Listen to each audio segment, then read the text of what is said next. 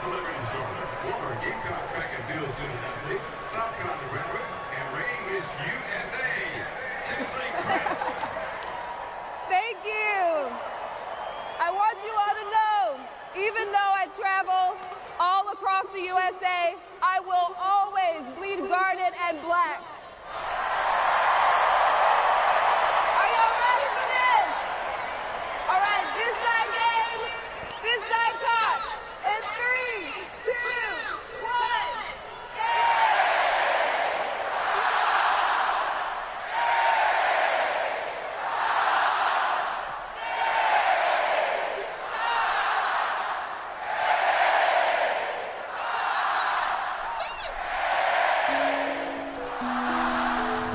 Under the Carolina sky, I stand.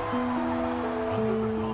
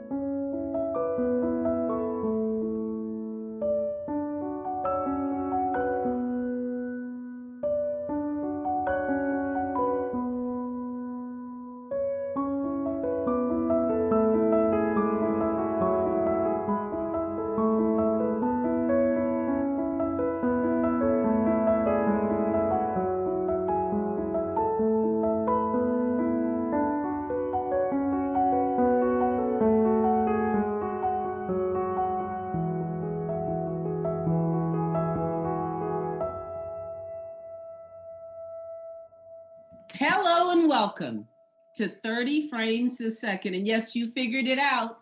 Today is Women's Takeover. For those of you who don't know, we are the women that normally work the control rooms for Nat when he's on 30 Frames a Second entertaining you. But today, we get to take over. Don't you go anywhere. You're going to love our guests and our topics.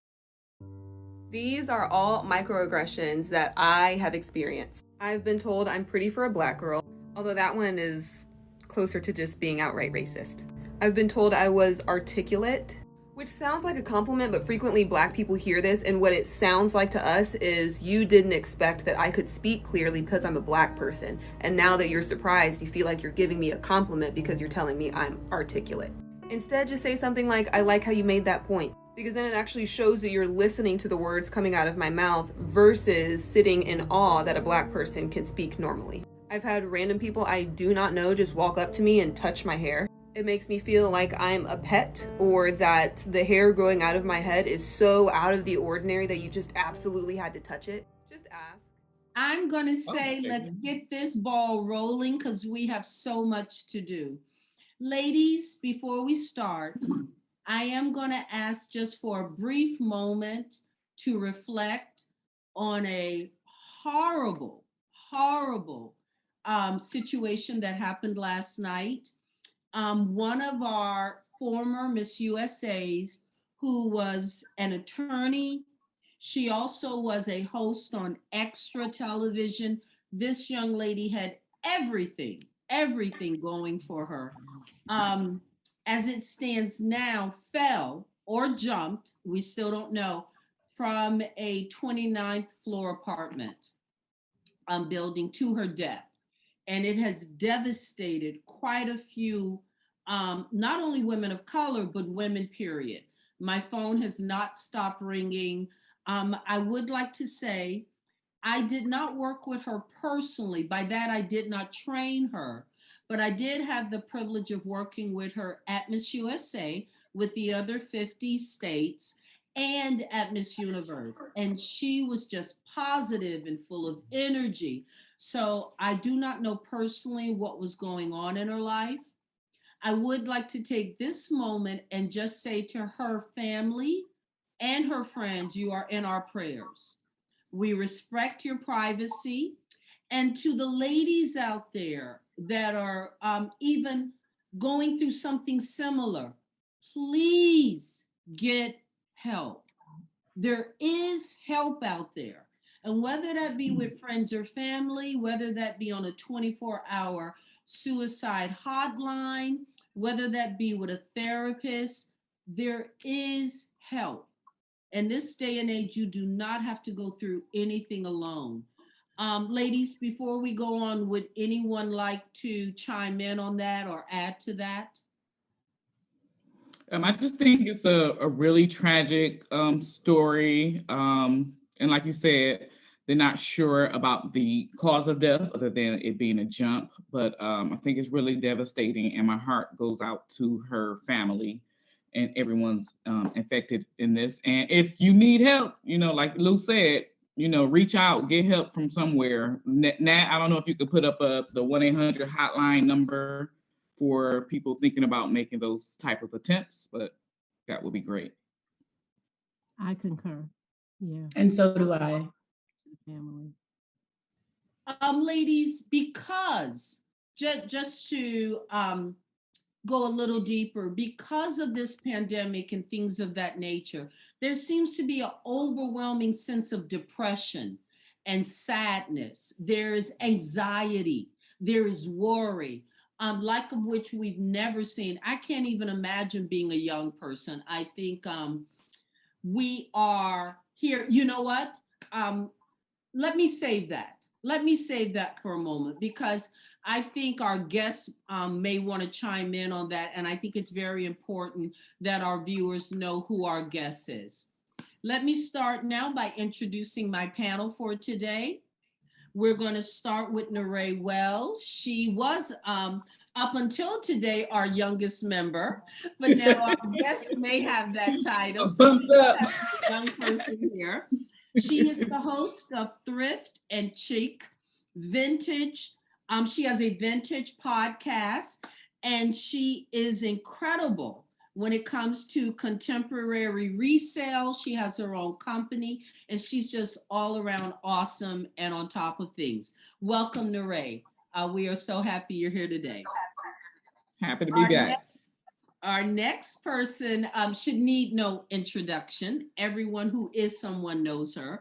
Miss Veronica Kitt.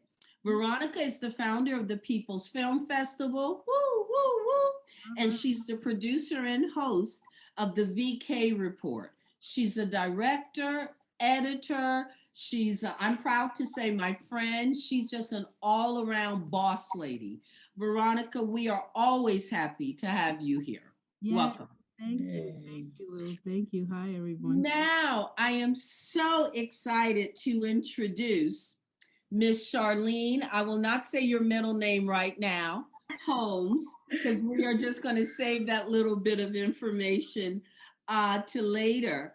I'm going to read, though, so I don't mess anything up, just a slight bit of what Charlene's company, she has her own company. Charlene, correct me if I'm saying it incorrectly. Imanabornainc. Imanabornainc. Imanabornainc, Inc., which from this point on, I will call IB, because that'll help an old lady. Charlene's company offers comprehensive training to organizations looking for transformational learning related to diversity, equity, and inclusion. Yes, Veronica, inclusion. I know you love that word. The goal of IB is to support organizations who are committed to structural shifts and cultural changes through clear objectives, policy analysis, and evaluation of data with the critical, and I like to emphasize critical lens. This is not a shallow company that's someone that just comes in and says, how can we all get along, kumbaya? IB offers executive and professional coaching, curriculum and training development, customized and healing dialogues, keynotes, and more. Charlene, just to sum it up better, because I did read that, what would you say in a cliff note your company does? We're here to hold people accountable for their actions and provide safe spaces for those who come from historically ignored groups.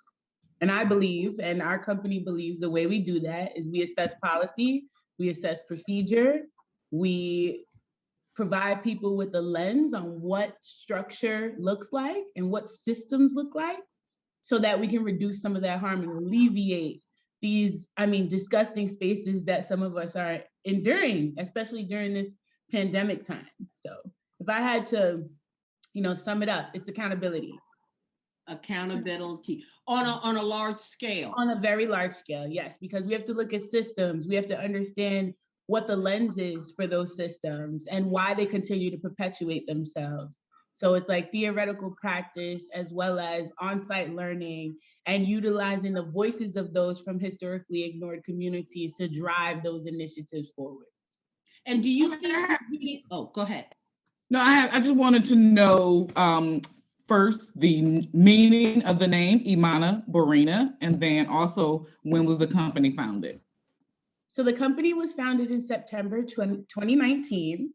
I recently became an entrepreneur, and Imanabornainc means God's royalty. It's a Swahili term for God and royalty, and I put them together because I am also a Christian-based organization. We take the lens of the Lord and apply righteousness and equity. I feel like if we don't have the proper lens to do the work, we're going to continue in this hamster wheel of a cycle that we're in, even though we are making great progression. I don't want to take away from all the activists and the scholars out there who are doing the great work. But my lens, when you find your niche, my niche is let's make solutions that work so that we don't have to be in the streets anymore. People are engaging in equitable policy. Before we go on, Charlene, please explain some of your history and where you were at Maine University and working in other companies so they understand. Yes, so I ended up becoming independent as a result of all of the harmful practices that I engaged in higher education in the nonprofit sector, while providing support services for young people who come from historically ignored communities, low socioeconomic status, first generation, things like that. And while I was navigating the higher ed sector and the nonprofit sector at places such as the Harlem Children's Zone, because I'm originally from New York City, the Harlem Children's Zone, the East Harlem Tutorial Program, the DOOR, Center for Alternatives, Bates College, the University of Vermont, Bennington College, Elms College. I've been all over the place. CUNY, I've been in and out of CUNY for, I don't know how many years. But I started to be the point person for policy analysis. And that sparked even more of a desire to get out of the system so that I could properly assess the policy. Because what I started to find was they wanted policy analysis, but it was a means to continue in their harm. Now I know how this policy is harming people. So let me put a foot on somebody's neck so that I can continue in my behavior. And while you're in the system, you can't fight it because they're gonna keep you oppressed.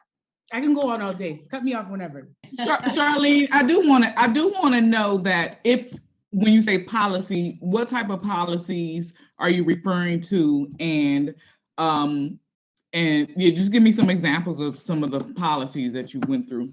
Okay, so for example, I worked very closely with human resources on recruitment and retention efforts of BIPOC incumbents, right? And BIPOC meaning Black, Indigenous, people of color, as a word of solidarity, not trying to just couple everyone.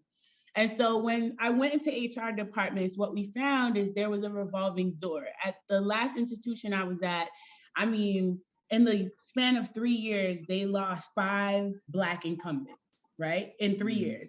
And each one of those incumbents left within a year of their inception. Wow. So I had to go in and gather and aggregate data to legit prove why their policies were harmful, why their environments were exclusive, why they were having a revolving door and were incapable of retention, and then how their retention efforts were not conducive to an environment where people of color or people who come from historically ignored groups can thrive. They only wanted to put them in as a means for a face, right? And a checkoff box. And they weren't providing safe environments. So I went in and we looked at the policies. For example, they leaned on the affirmative action policy law, and they leaned on the EEO law. But there were no additional supports, policies that were created, in sexual harassment or Title IX. There were no additional policies created to ensure that those laws are actually applicable and in practice. Wow.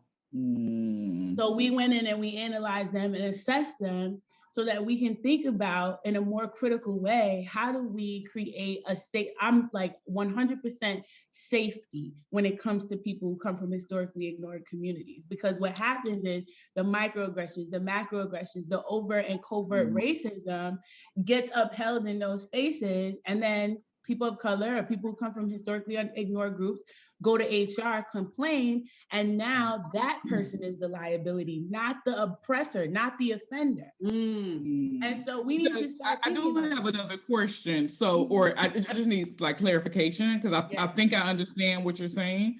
But so, for example, equal opportunity, right? You said EEO. Yes. So would that mean something like, well, you say you're an equal opportunity employer, but when this person or a BIPOC goes to HR with a complaint, which is something that may have bothered that person who's filing the complaint, right? Then the HR will in turn, and because I think that happens across the board, right? You go to HR and it's like HR never really works for the employee, it really works for the employer. Right. So, that's something that I know can transcend across all industries. Yes. So is that what you're saying though? Like, so yes, but let's say your policy is equal, but it's not equal because when they came to you with this problem, you kind of brushed it under the table, or let's give you even an easier example. But yes, you're 100% correct.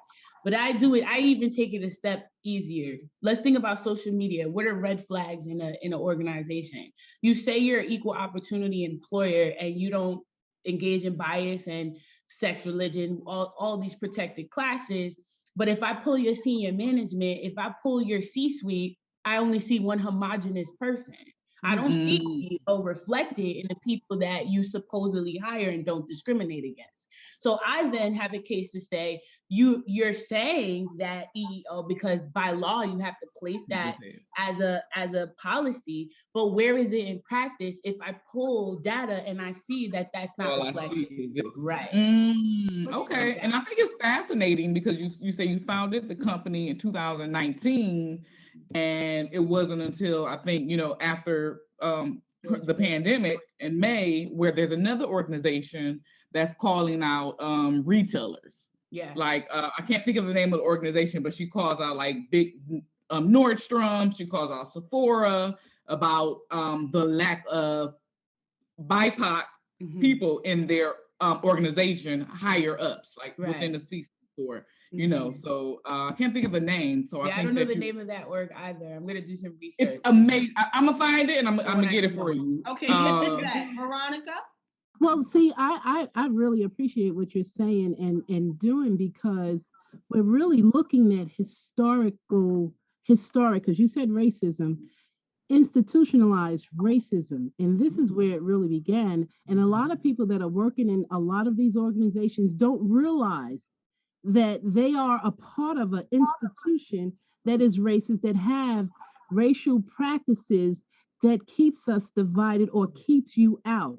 So when I think of equal opportunity, I need to have access. I need to be a part of that. You need to open the doors for me as well, and also treat me the same as you do everyone else. And that doesn't happen. So let's just talk about that. The whole historical aspect of racism, getting us to the point in which it's institutionalized. And what you're experiencing, education. Oh my God, come on, look at the laws that they had. I mean, so let's talk about that. Let's talk about its foundation. So that's where training comes in, right? So if an organization asks a question like that, like, well, we'd like to discuss the historical context of power institutional power, social power, the hierarchy of what power looks like in this country. That's where I create a training based on their mission and goals, right? The reason why I take that approach is because each organization has different objectives, different goals. They're within different industries. Yes, contextually, we will go over systemic oppression. We'll talk about whiteness. We'll talk about white supremacy. We'll look at the lens.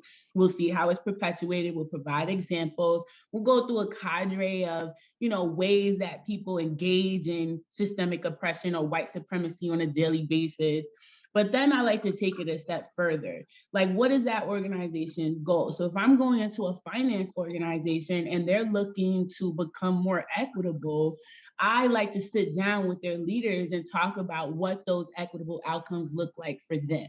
So that way I can tailor the training so that people are engaging in DEI training based on what their work is, based on their industry. Because what I found is, like, if I throw a bunch of information at you, you don't necessarily know how to apply it.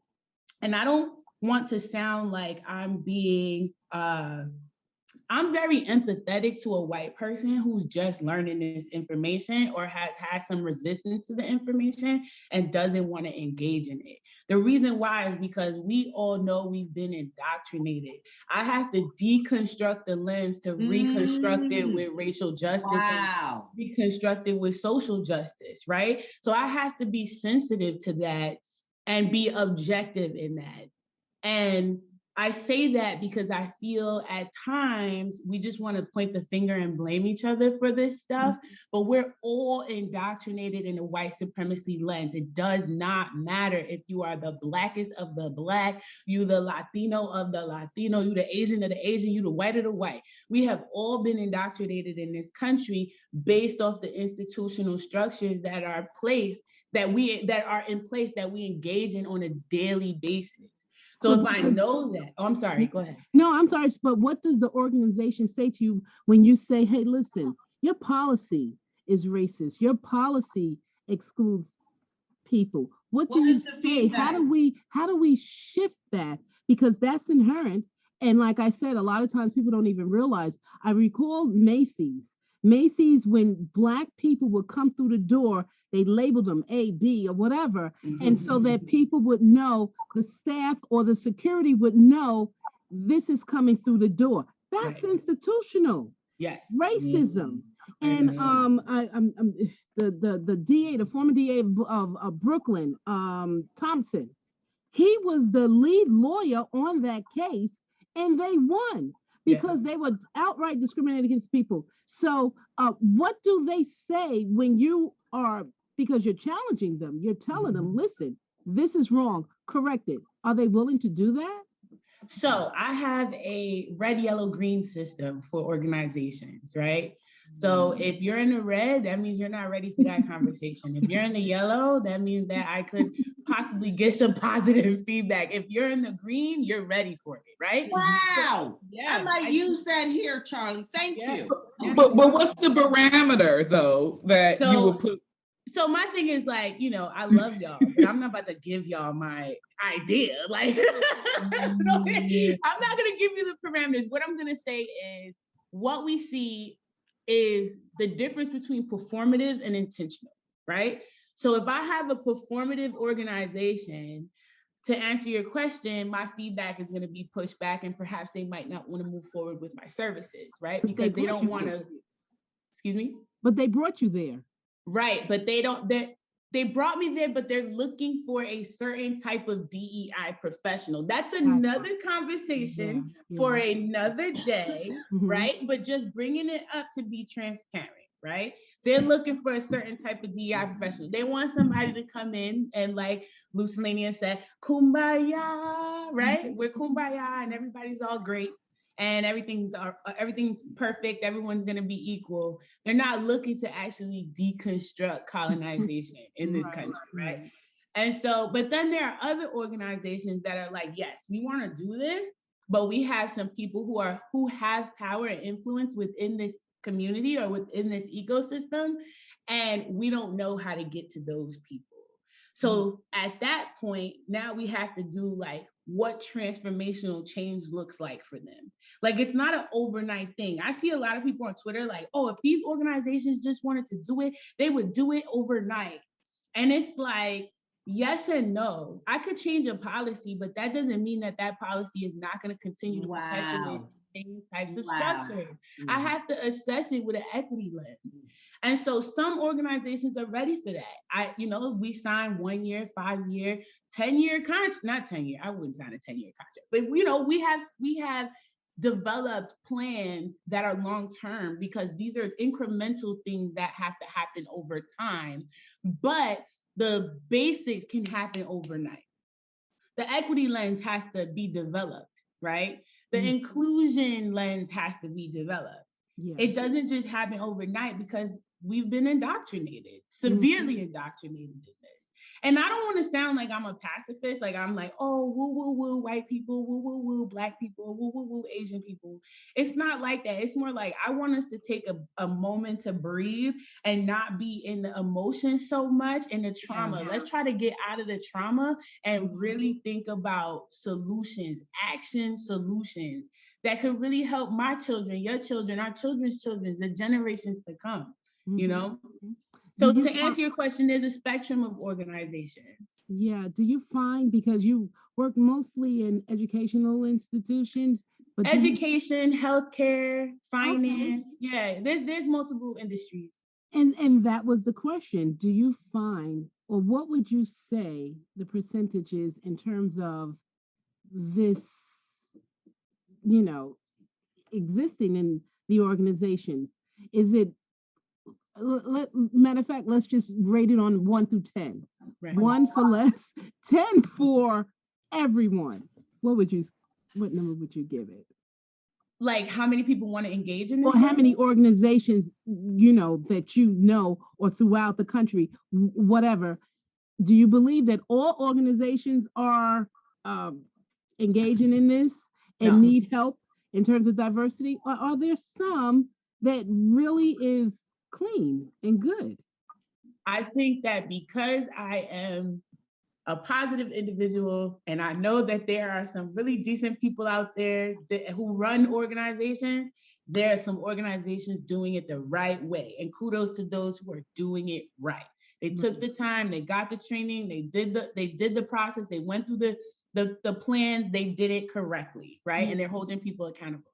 However, if I had to give that a percentage on a national scale, given that harm in the workplace, the direct result of that harm are angered, just people who are not happy about getting up and going to work. There's like a lack of interest. There's like racism, microaggressions, because that's a direct result of harmful workplaces.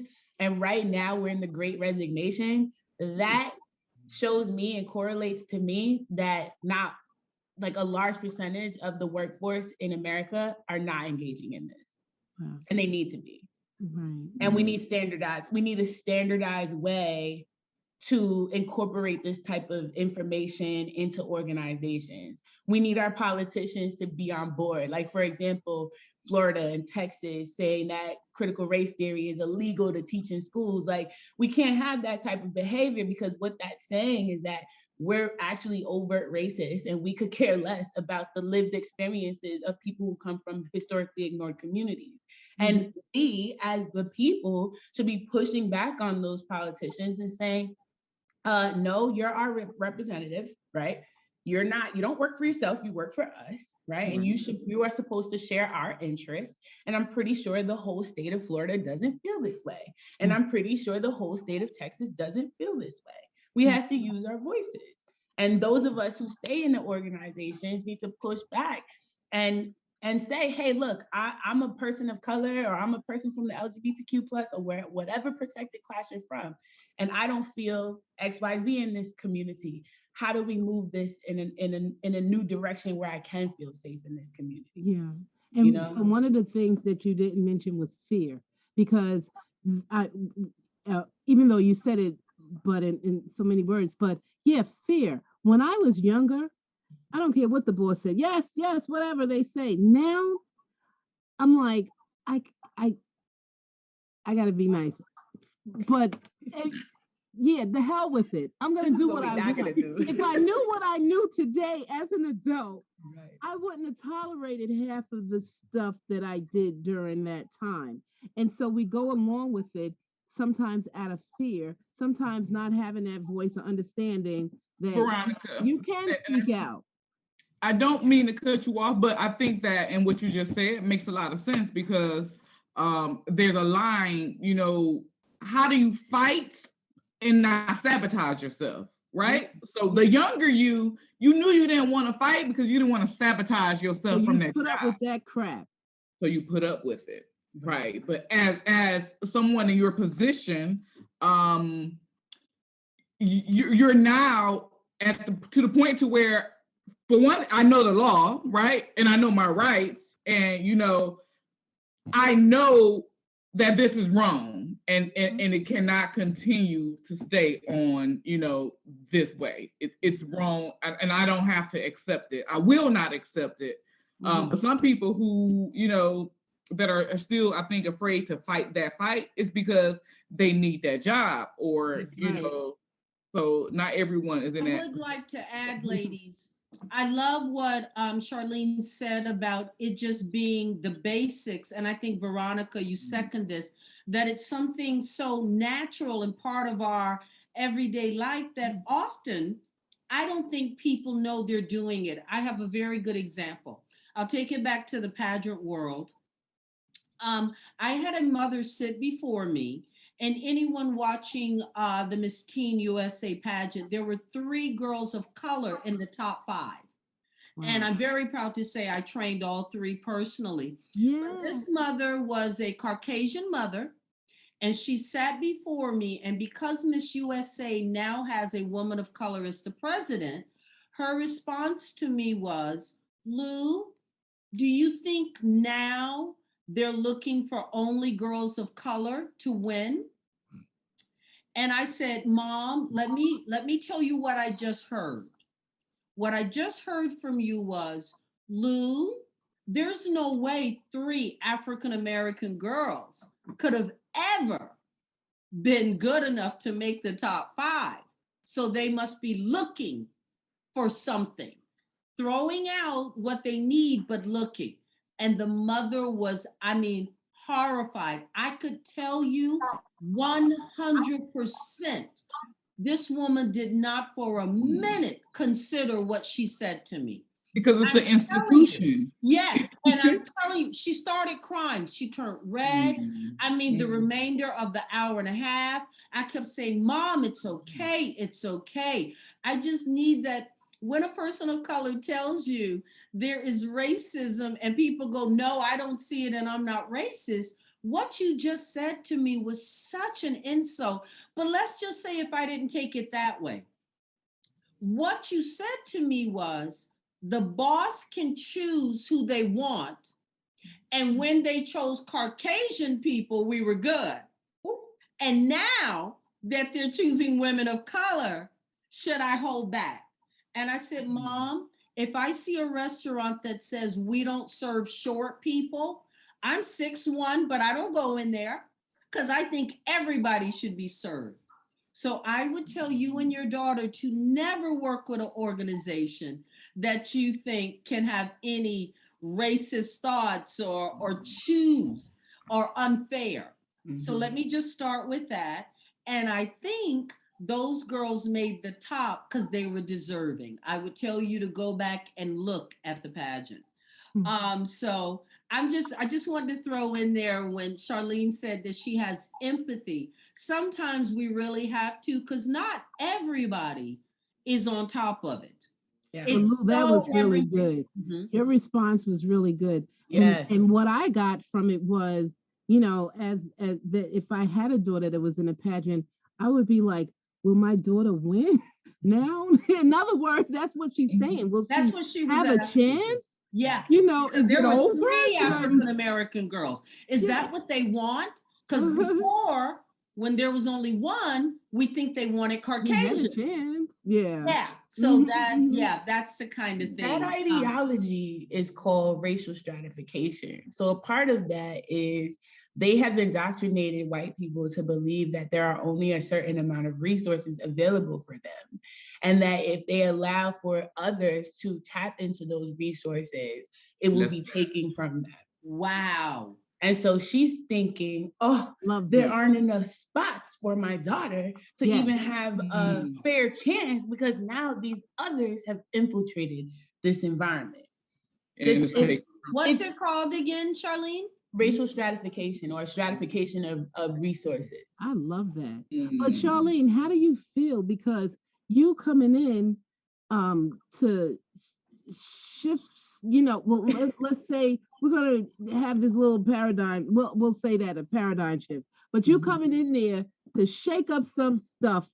And how does that make you feel? Because on one level, you don't want to be the racist, like a lot of times people will say, oh, there they go, black against white, and here it is, you're calling out white folks, you're calling out racism. It exists everywhere. Everybody have a little bit, they all have names for stuff, they practically, destroyed Michael Jackson when he had that in his song. Like they do that. I'm going back, way back, but it's even current stuff. But how do you feel? Like, there she go, How do you keep your cool? How do you write?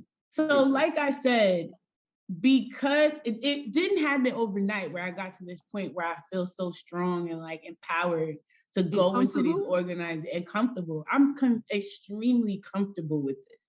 But I recognize that I was built for this. Literally, this is my time. I was built for it. I've always been boisterous. I've always sat back and analyzed things, see things from a macro perspective. And I've always had a way of connecting with other human beings that wasn't just superficial, right? So it's like God gave me this. On top of that, if I go through the cadre, when I look back, I'm like, wow, Lord, you got a sense of humor. If I go through all of the times where I was mistreated, beat up, talked down to, racist things slurred at me. I mean, if I could go through all of those times and know how I felt and I still maintain to have an objective view of what was happening, now I realize that those things just built me for this moment. Okay. Right? Like, so like, I'm gonna get you back. No, it's not even like I'm gonna get you back. It's more so like I recognize that I want a world, and I know that this sounds cliche, like Martin Luther King, but I really feel this in my heart. I want a world for my children where they just get to go to school and survive and thrive. They don't have to be in survival mode all the time. Like this trauma of survival mode is like detrimental to us. It's called John Henryism. There are words to describe the things that we feel as people of color or people who come from historically ignored groups. And so for me, like, I want to live in a world where I get to thrive, where my kids get to thrive, where we have access and resources and wealth that is supposed to be for all people in this country. Like, and I want access to that. And if this is the way that we get access to it, and we know that we need leadership coming up, we need people who have voices, who have different perspectives, who are creative, who can see things from God give them like that extra. I'm going to use it. I'm not going to bury my talent. I'm going to. I have to get in for one moment because Charlene also said something in a personal conversation not too long ago that if you could hit on a little bit. Charlene, you said something about Ghana and something they're offering to Americans, or lots of Americans are now going over there, that I had no idea. She is such a resource, ladies. But can you elaborate a little on that? Charlene? Yes, so I actually made sure that I had access to this. So excuse me for looking down. I just want to make, it's called the right of return. And the right of abode to Ghana. Ghana allowed for all those who come from the diaspora, African American, Caribbean American, those from South America. They have the ability to come back to Ghana and gain their citizenship and pump back into the Ghanaian community. Wow. Yeah. So, and that happened in 2019, right before the pandemic. And what you see is they have the coming home every New Year's where Ghanaian royalty comes home and everybody has a party, and it's just like a whole bunch of just Black diasporic love that happens in Ghana. And in that moment, you have seen a migration of Black folks. Like, I don't mean to use this because there's nothing funny about it, but when like an overtly racist person is like, why don't you go back to your country? Now we could be like, kindly, you know what I'm saying? Like, thanks. Thank you very much. We can kindly go back. And then we'll see what happens in your country without us. Okay. Because we built it, we're keeping it alive. And if you didn't have us, I would really love to see what happens here. Like, you know what I mean? So not to get like on that space, but sometimes, you get a little emotional about it because you want to be in a space where you don't have to endure those things and you're human. So, but yeah, Ghana has the right of return and the right to abode. So anybody who's interested in going back to Ghana, you can get your citizenship, and it's like a very easy process as long as you are from the diaspora, from the Caribbean, and from South America. It's a really, really dope program. And I know a few people who have taken advantage of it. So Veronica, I need you to get us a job hosting. Exactly. Charlene is going to be our person of point because she know all the legal stuff. Ray is going to dress us and make sure we look on top of everything. I'm going to host every event, and you going to direct and get us. Now, this is the group. So I love it. Something from personal experience. I've been to Ghana. It is the most, the best experience I've ever had. Now I went. This is when Jerry Rollins. He's passed away in 2020, but I went during that time. Sonny Carson and Crystal, they had a reinterment. So it was Emancipation Day, and they basically brought his body back to Africa. They buried him there. There was a long, I think it was as soon. Oh God, I'm the last bath. This is where everyone walked down to that lake, and it was like a procession. In the evening, they actually had a walk. They did a reenactment of the slave trade. It was just phenomenal. But not only that, like she said, they're having, the different parties. This was, I would say, maybe 10 years or so ago when I went. There's a hotel called the Body Beach Hotel. And the hotel is beautiful, like it's just gorgeous. When you step out onto the beach, they had like these makeshift, I'll say shacks, if you will. They're not shacks, but they're like little, shacks, I guess. And they were having parties in each of them. We were going from place to place, jamming, partying. The beach was lively.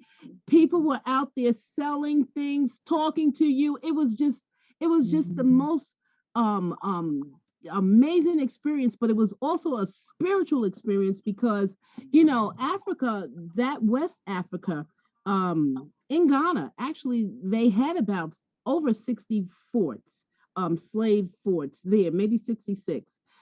There in Ghana, this is where the large majority of people, or I say West Africa, we came from. So like she said, coming back home, yes, come back home. When I went to Senegal, they gave us dual citizenship as a result of us being there. So the fact that, you're able to come full circle, I will say this, when I went to Africa the first time, I was like, oh my God, America is my home. Please get me back.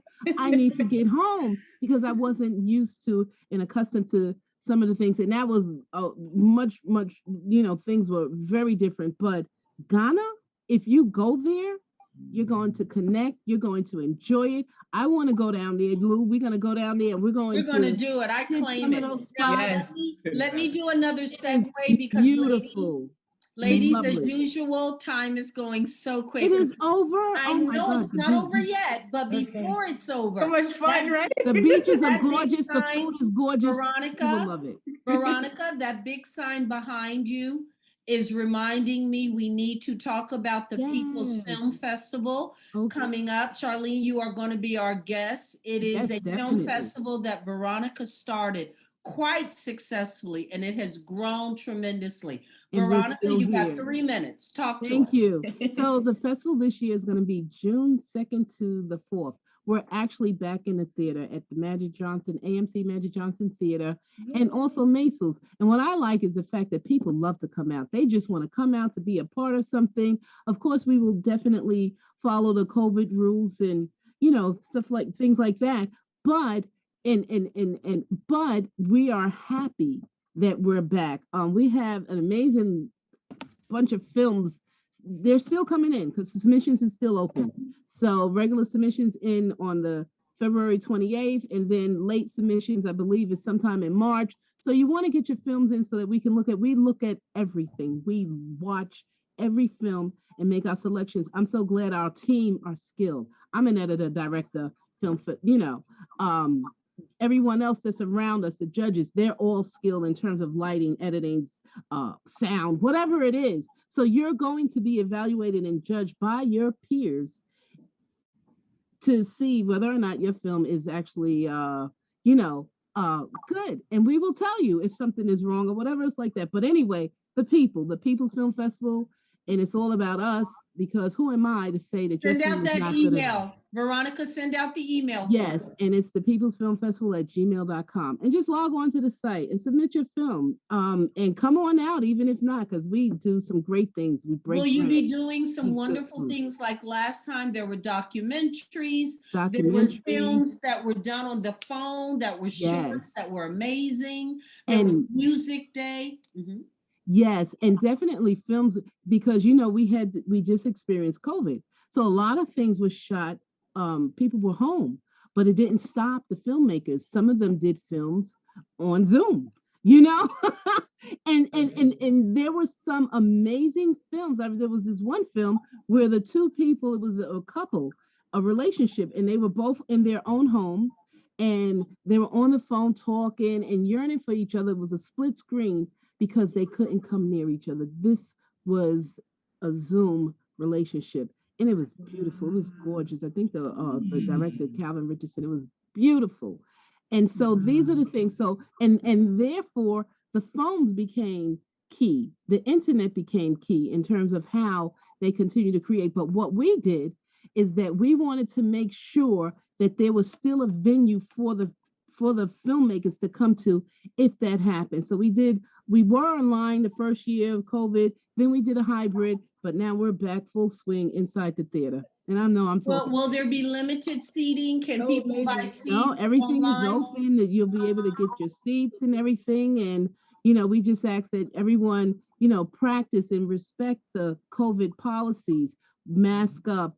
I'm not sure if there's a policy in terms of vaccination, but you definitely have to be protect yourself because you're engaging in a crowd.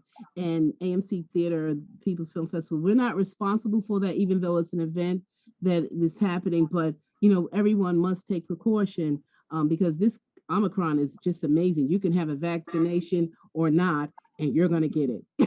That's just how it's been happening lately. So they should check the policy of AMC before attending, so they are Mm-hmm. aware and on top of that. Yes, and we stay in front of that as well. But yeah. On that note, and we are short on time, we are going into the second year of this pandemic. I know people who thought, I know personally, I thought a month, 3 months at the top. Then it got to 6 months. Then it got to a year and a half. Now we're going into the second year. How is everyone handling that? And what are you doing differently, or what are you looking forward to? Let's start with Neray. I'm taking it in stride. What can you do other than, protect yourself pretty much. And it's kind of hard to say. We're back on trains now, and the trains are starting to get a little more crowded or back to pre-pandemic levels, and everyone's not wearing a mask. But, as long as you stay masked, you keep your mask on, this too shall pass. Colleen, would you like to add something to this? Yes, I just encourage everyone to not live in fear. God did not give us the spirit of fear, but of power, of love, and of a sound mind. So anytime that fear tries to creep up, you better rebuke it in the name of Jesus, okay? So I'm living my life. I'm protecting myself, protecting my family, being very, aware of my environment and making smart choices and smart decisions. But I refuse to live in fear. So I wanted to share that with somebody out there. And here in New York City, as of today, the police officers have 2 weeks left. And if they do not get the vaccine, they will be fired. The only exceptions are religious or physical. As of today, they have 2 weeks left. So we will see, because I think personally we need every police officer. This is not the time now for us to do without. One other thing, and I always forget this, I apologize to our viewing audience. I forgot to introduce myself. I get so excited with our guests and this panel because I learned so much from them. My name is Lucilania Sierra. You may have heard Charlene call me Lucilania. You probably know me as Lou. I am a choreographer of fashion shows, not dance. I am an actress and a host, and I too had a show here on Manhattan Neighborhood Network that I missed terribly. And I love being part of our Women Takeover. By the way, ladies, Nat has decided that we are going to rename ourselves, that it's called Women Takeover. Okay. Instead of our past name. Yeah, because we were on a Tuesday and now we're on different channels. We would like to thank all those channels out there in all those different cities that have 30 frames a second. Yeah, that you have not turned it off or said it's too political. Remember that we come in love. Okay, not that Nat doesn't, but that we come in love. Ladies, in these last 5 minutes, is there anything else? Oh, Charlene, please tell people how to reach your company if they need you. Go nice and slow because there are a lot of people who need this info. Absolutely. Our website is www.imana, I-M-A-N-A, Borena, BORENA.org. And you can catch us on Instagram at imanabornainc, same spelling with INC at the end. We have Twitter, we have all these things, but if you go on our website, you can catch us at any time. All of our contact information is there. We also have a podcast called Black and Beautiful Chit Chat Connections, streaming on YouTube, so you can contact us there as well. Excellent. One other thing, for those of you who may have noticed that one of our incredible hosts is missing, Sheila was out today. She needed a personal day. Our love and thoughts and prayers are with her and her family. We look forward to coming back on a day that's not so cold as it is today. And we really, really, really do look forward to coming back in the studio. At least I do. This is fun, but I miss hugging you ladies and all of that. Charlene, what do you see moving forward with your company? What are your aspirations? Or is there anything we should keep an eye out for?